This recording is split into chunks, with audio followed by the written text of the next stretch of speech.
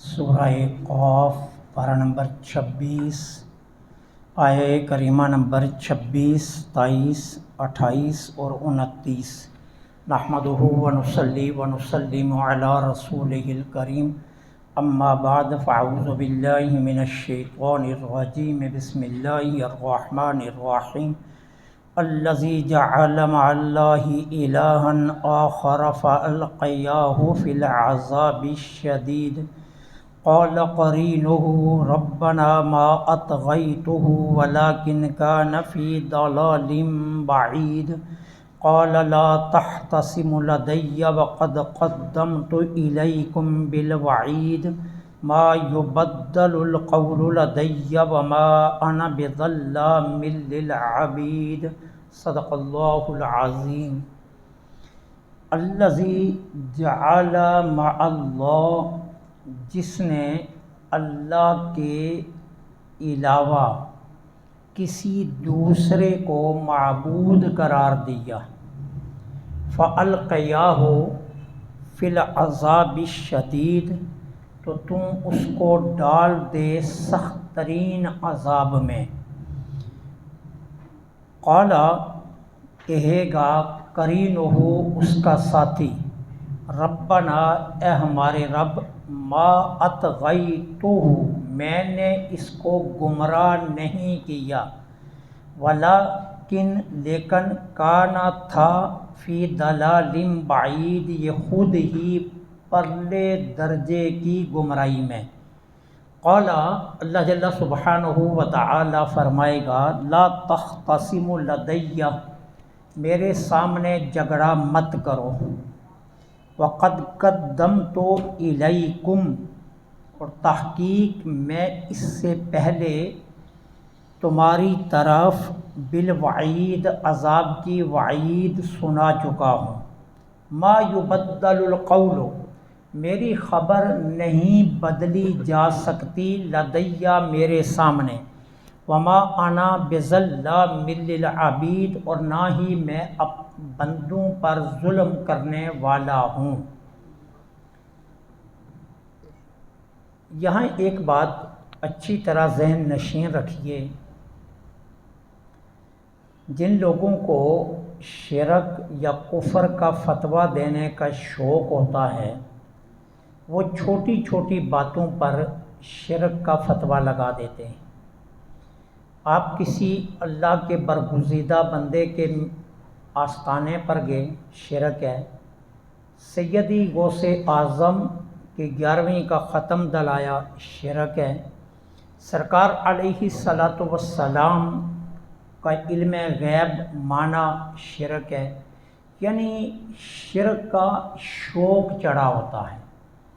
شرک ہے کیا؟ الذی جعل مع اللہ الہا آخر، شرک یہ ہے جس نے اللہ کے علاوہ کسی دوسرے کو معبود مانا۔ ہم اگر اللہ والوں کے آستانے پر جاتے ہیں تو انہیں مخلوق مان کر جاتے ہیں، خالق مان کر نہیں۔ انہیں بندے مان کر جاتے ہیں، انہیں معبود مان کر نہیں۔ شرک ہے اللہ کے علاوہ کسی کو معبود ماننا، کسی دوسرے کو۔ لہذا اگر آپ کسی کو اللہ کا بندہ سمجھ کر اسے اپنی دعاؤں میں توسل کا ذریعہ بناتے ہیں، یا اس کے قرب میں بیٹھ کر آپ یہ سمجھتے ہیں کہ یہاں دعا کی قبولیت کے امکانات بہت زیادہ ہیں، تو یہ شرک نہیں ہے۔ جناب زکریا کتنے برس دعا مانگتے رہے، ایک بیٹا دے دے مولا۔ جانتے ہیں آپ، 70 برس نبی نے دعا مانگی ہے، 70 سال، اللہ مجھے میرا وارث دے دے۔ وارث نہیں ملا۔ ایک دن بیت المقدس میں بی بی مریم کو کھانا دینے کے لیے گئے تو دروازے پر دستک دی، بی بی نے دروازہ کھولا تو اندر دیکھا بغیر موسم کے پھل پڑے ہوئے تھے۔ پوچھا بی بی سے میرے علاوہ کسی اور کی ڈیوٹی نہیں ہے، یہاں کوئی آ نہیں سکتا، یہ دروازہ میرے سوا کسی اور کے لیے کھل نہیں سکتا، پھر یہ پھل کون دے گیا؟ تو بی بی نے کہا یہ پھل اللہ کی طرف سے میرے لیے آئے۔ بی بی مریم نے کہا کہ یہ پھل، قرآن کہہ رہا ہے، میں نہیں کہہ رہا، یہ پھل اللہ کی طرف سے میرے لیے آئے۔ اب اللہ کے نبی سمجھ گئے کہ یہ مقام قبولیت ہے، وہاں کھڑے ہو کر دعا مانگی، یا اللہ بیٹا دے دے۔ نبی دعا مانگ کر ہٹا بھی نہیں، اللہ نے فرشتہ بھیجا، جاؤ تمہاری دعا قبول ہو گئی۔ 70 سال سے نبی بیٹا مانگ رہا تھا، لیکن جب بی بی مریم کے محراب کے قریب دعا مانگی، اللہ نے 1 منٹ میں قبول فرما دی۔ آپ بیت اللہ کا طواف کرتے ہیں، کسی بھی مسلک سے آپ کا تعلق ہے، آپ مانتے ہیں نا مقام ملتزم میں دعا قبول ہوتی ہے، آپ مانتے ہیں نا کہ بیت اللہ اور قدمین ابراہیم کے درمیان قبولیت کی جگہ ہے، آپ مانتے ہیں حتیم قبولیت کی جگہ ہے، آپ مانتے ہیں مزاب رحمت کے نیچے قبولیت کی مقام ہے، تو یہ کیا ہے؟ یہ پھر کیا ہے؟ اب ملتزم کس نے بنایا؟ اللہ نے، ہمارے آقا نے۔ قدم کس کے ہیں؟ ابراہیم علیہ السلام کے، اللہ کی قدم تو نہیں ہے۔ رحمت کا پرنالہ خانہ کعبے پر لگا ہوا ہے، اللہ پر تو نہیں لگا ہوا معاذ اللہ۔ حتیم خانہ کعبے کی وہ جگہ ہے جو کفار نے پیسے کم ہونے کی وجہ سے قریش مکہ نے مکہ سے بیت اللہ سے نکال دی تھی۔ اب یہ سارے قبولیت کے مقامات ہیں، تو ان سب کا تعلق کس کے ساتھ ہے؟ انسانوں کے ساتھ ہے، رب کے ساتھ تو نہیں۔ تو پھر کس طرح آپ شرک کہیں گے؟ اس لیے یہ یاد رکھیے، شرک کی صرف ایک صورت ہے، اللہ کے علاوہ کسی دوسرے کو اللہ جیسا معبود ماننا، یہ شرک ہے۔ باقی شوقیہ شرک والے تو بہت ہیں جو فتوے لگاتے پھرتے ہیں، لیکن اصل شرک یہ ہے کہ اللہ کے سوا کسی کو اللہ جیسا معبود ماننا۔ اور اگر آپ ایسا نہیں کرتے، اللہ کی مخلوق سمجھ کر، اللہ کے بندے سمجھ کر آپ ان کے قریب جا کر دعا مانگتے ہیں، تو اس سے تو شرک نہیں ہوتا۔ ہجرت کے بعد جو صحابی سب سے پہلے جن کا وصال ہوا مدینہ طیبہ میں، ان کا نام ہے حضرت عثمان بن مظعون رضی اللہ تعالیٰ عنہ۔ ہجرت کے بعد یہ سب سے پہلے صحابی تھے جن کا مدینہ طیبہ میں وصال ہوا، ٹھیک ہے۔ اب جب ان کی لحد تیار کی گئی، ان کی قبر تیار کی گئی، سرکار دو عالم نے اپنے ہاتھوں سے انہیں قبر میں اتارا۔ اب مٹی ڈالی گئی، میرے آقا نے بھی لپ بھر کر مٹی ڈالی۔ اب اس کے بعد میرے آقا نے کیا فرمایا؟ عثمان کے سرہانے کی طرف ایک پتھر کی سل کھڑی کرو، ایک سل کھڑی کرو، عثمان کے سرہانے کی طرف پتھر کی ایک سل کھڑی کرو۔ صحابہ نے عرض کی حضور یہ کس لیے؟ فرمایا اس لیے تاکہ نشانی رہے کہ یہ عثمان بن مظعون کی قبر ہے، اور جو اس وجہ سے کہ یہ اللہ کے رسول کے صحابی کی قبر ہے، اس کے قریب قبر بنائے گا، اللہ اس کی وجہ سے اس کی بھی بخشش کر دے گا۔ سبحان اللہ۔ اور یہ سیاق ستہ کی حدیث ہے۔ اب اس حدیث کو کہاں لے جائیں گے؟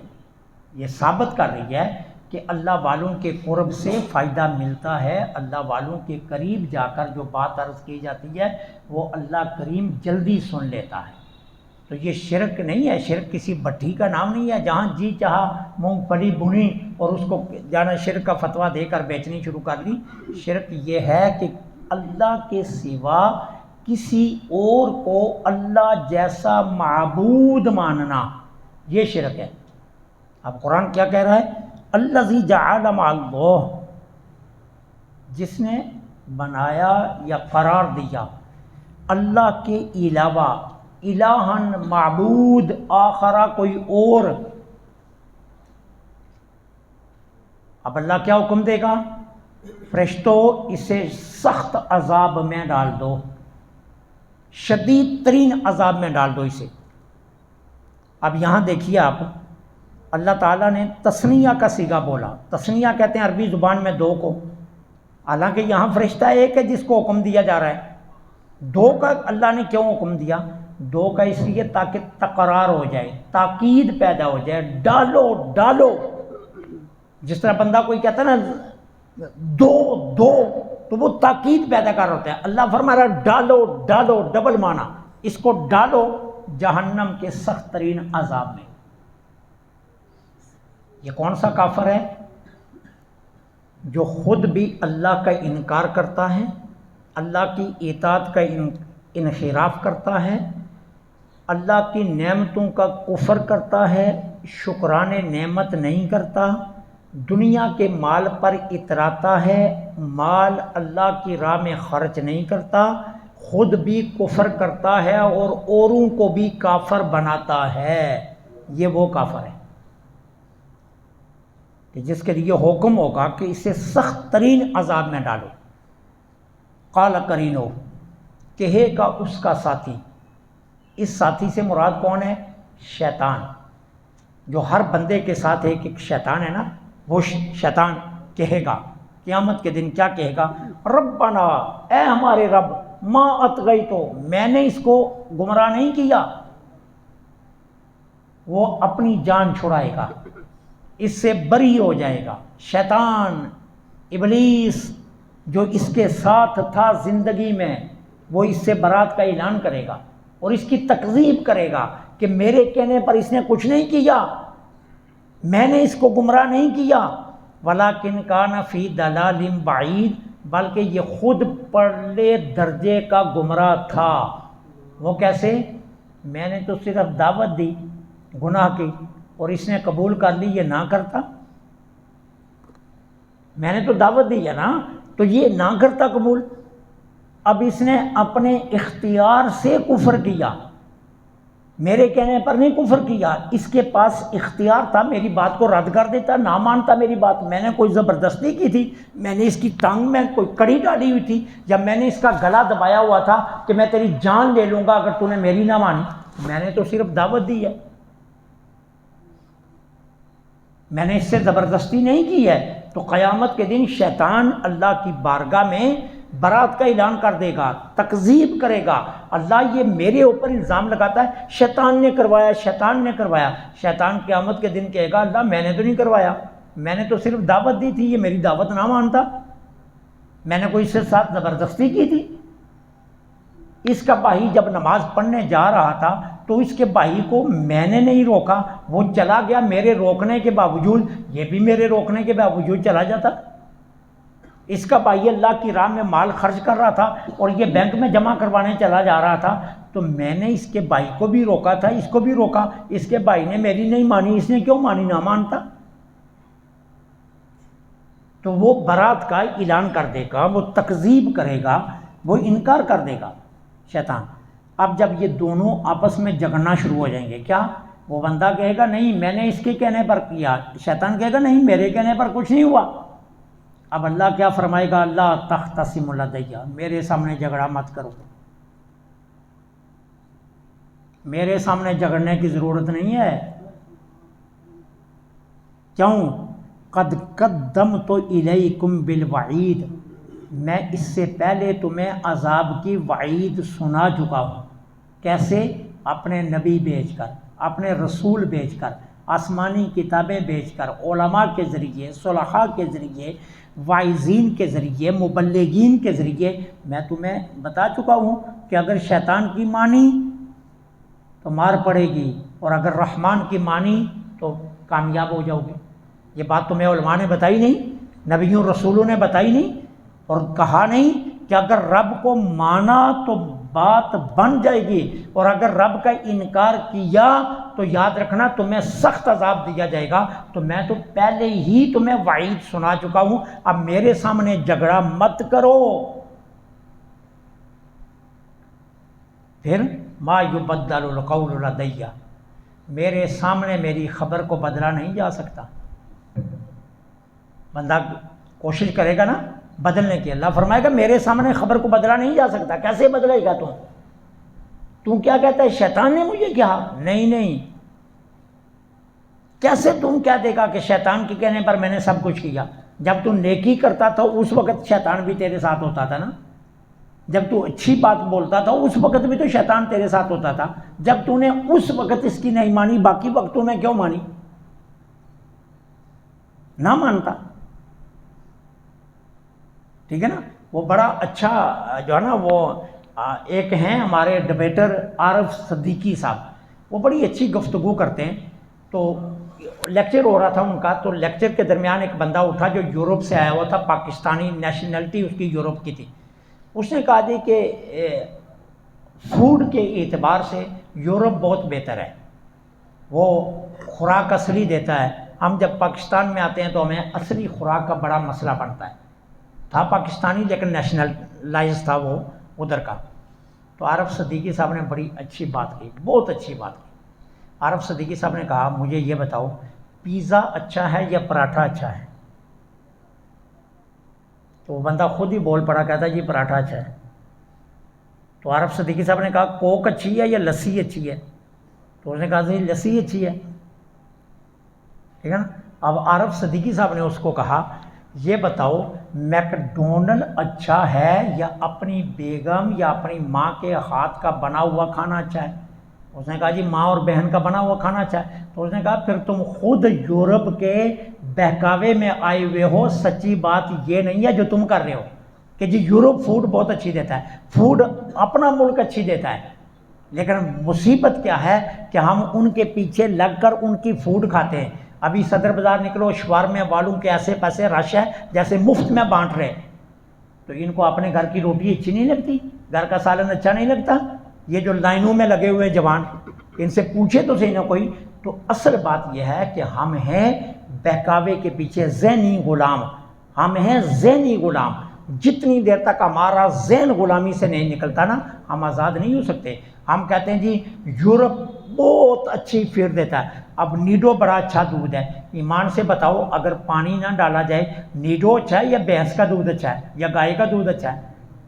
تو سچی بات تو یہی ہے نا کہ بھینس اور گائے کا دودھ اچھا ہے، لیکن ہم کیا کہتے ہیں وہ نہیں جی نیڈو بہت اچھا ہے، ٹھیک ہے نا۔ وہ عارف صدیقی صاحب نے ایک بڑی پیاری بات کی، انہوں نے کہا جی اشتہار آتا ہے جہاں مامتا وہاں ڈالڈا، وہ کہتا ہے مامتا ڈالڈا کی نسبت مجھے بتا دو، یہی سمجھا دو کہ ڈالڈا اور جانا مامتا کی نسبت کیا ہے، ڈالڈے میں کون سی مامتا آئی ہے، ٹھیک ہے نا۔ تو بات یہ ہے کہ ہم لوگ ہیں ذہنی غلام، ٹھیک ہے نا۔ ذہنی غلامی کی وجہ سے ہم بہکاوے میں آ جاتے ہیں اور ہم کہتے ہیں جی یورپ بڑا اچھا کرتا ہے، یورپ بڑا جی وہ انسانیت ہے۔ اب پورا یورپ مل کر فلسطین میں مسلمانوں کو مار رہا ہے، ننھے ننھے بچے 6 سال 3 سال 6 ماہ کی لاشیں اٹھ رہی ہیں، یورپ کا میڈیا نہیں دیکھ رہا۔ اب انسانیت کہاں ہے؟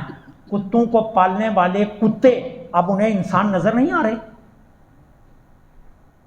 تو بات یہ ہے کہ صرف ہم ذہنی غلام ہیں، جدھر کوئی لگاتا ہے ہم ادھر چل پڑتے ہیں۔ پوری قوم لگی ہوئی ہے شوارمے کے پیچھے، وہ جی شوارما بڑی اچھی خوراک ہے، کیوں؟ ہم ذہنی غلام ہیں، کسی نے کہہ دیا شوارما اچھا، بس ٹھیک ہے جی شوارما اچھا ہے۔ اب سوچنا نہیں کہ اچھا ہے بھی یا نہیں ہے۔ اسی شوارمے کے بدلے میں اگر ہم گھر اپنے گندم کی روٹی کھائیں تو وہ کتنی اچھی ہے، ٹھیک ہے نا۔ لیکن چونکہ ہم غلام جو ہیں تو اس لیے ہم غلامی میں جو ہے نا پورے اترنے کی کوشش کرتے ہیں۔ تو یہاں کہا گیا ما یبدل القول لدی، اللہ کے قول کو بدل نہیں سکتے تم۔ اب بدلنا چاہو گے، اب تم کہو گے میں شیطان کے بہکاوے میں آ گیا تھا، میں شیطان کے بہکاوے میں آ گیا تھا۔ اللہ فرماتا ہے شیطان کے بہکاوے میں تو نہیں آیا، سچ یہ ہے تو خود گمراہ تھا۔ شیطان تجھے کہہ رہا تھا تو نہ مانتا، تجھے کسی نے ڈنڈا رکھا ہوا تھا شیطان نے تو نے خود مانا۔ وما انا بظلام للعبید، اور یاد رکھو اب اللہ بندوں پر ظلم نہیں کرتا۔ ایسا نہیں ہوگا کہ کسی گناہ گار کو اس کے گناہوں سے زیادہ سزا دی جائے، ایسا بھی نہیں ہوگا، اور کسی نیکوکار کو اس کی نیکیوں کے مطابق جزا نہ دی جائے، یہ بھی نہیں ہوگا۔ جس نے نیکی کی ہے اس کو روز محشر نیکی کے مطابق جزا ملے گی، اور جس نے گناہ کیا ہے وہ جس کے مرضی بہانے بنائے، لیکن جس نے کیا اس کو سزا ملے گی۔ اللہ کسی پر ظلم نہیں فرماتا۔ اللہ سے دعا ہے